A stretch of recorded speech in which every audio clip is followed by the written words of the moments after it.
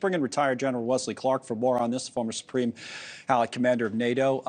General, let me start there. I want to ask you about Israel, which we also reported on a moment ago. It's very interesting what happened today at the UN, and then with Israel kind of backing this delegation out. But your thoughts on whether it's the resurgence of ISIS or the emergence of this ISIS-K group? I think it is the resurgence of ISIS. We know they've gotten support in Afghanistan. I'm also hearing informally that they've gotten some support from Iran. So Iran, of course, is the center of terrorist activity in the Middle East and is pushing it everywhere against the United States. So they might find common cause with ISIS. Speaking of common cause, that's what people sometimes look at all of this and say, well, usually the enemy of your enemy is your friend, but is the enemy of your enemy is your enemy? We don't know, because we look at it, we say, boy, they're going after Russia too. In fact, we were the ones right that warned Russia about all of this. But none of that probably surprises you from watching all this for so long. Well, we did have a duty to warn, and they are a common enemy, even though we're not on the best terms with Russia right now. We're still talking to them. Yeah. And we don't want a terrorist attack like this to happen in Moscow. It's a success for ISIS.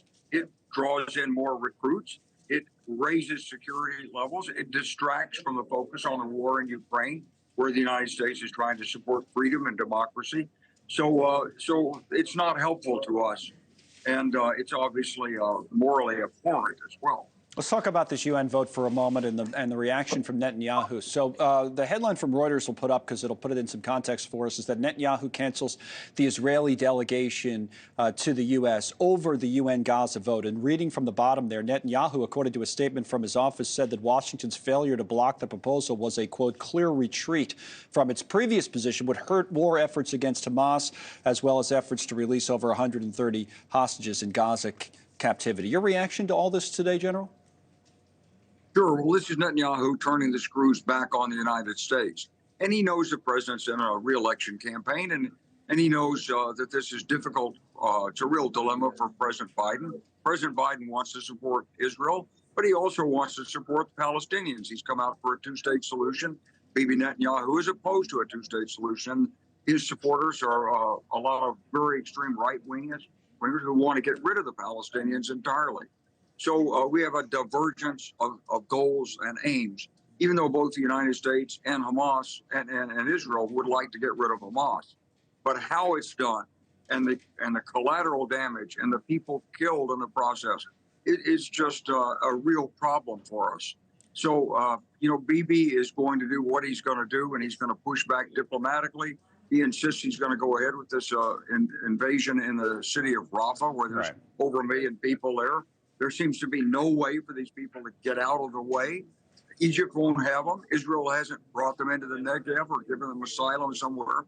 So it's a really difficult situation. So I see it on both sides. On the one hand, Israel can't live with Hamas calling this a success, because that just brings more and more trouble in the future. So they have to go against Hamas. On the other hand, how can it be justified when you have all these civilians that are in the way, and tens of thousands have died already, and no telling how many more would be killed when Israel goes into Rafah. So it's a real dilemma of national security. It is a dilemma of national security. The politics of it are interesting as well, right? I mean, what about the significance of the U.S.?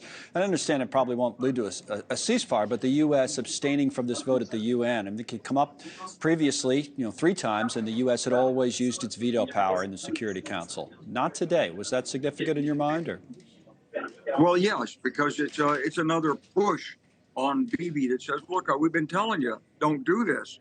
Now, we've told you privately, we've told you publicly, now we're going to tell you through an international organization. Stop it. So, yes, it's significant. And, of course, Bibi responds to it. Bibi is in a position where his support in this coalition government in Israel depends in part on his standing up to President Biden and going ahead with this operation in Rafah. So it's a leadership problem, both for the president and for Bibi Netanyahu. All right. As always, General Wesley Clark, we thank you. Thank you so much for your time. We appreciate it. Thank you. All right. Much more. Pleasure to be with you. Thanks so much for watching. Just go to joinnn.com to find NewsNation on your television provider. And don't forget to click the red subscribe button below to get more of NewsNation's fact-driven, unbiased coverage.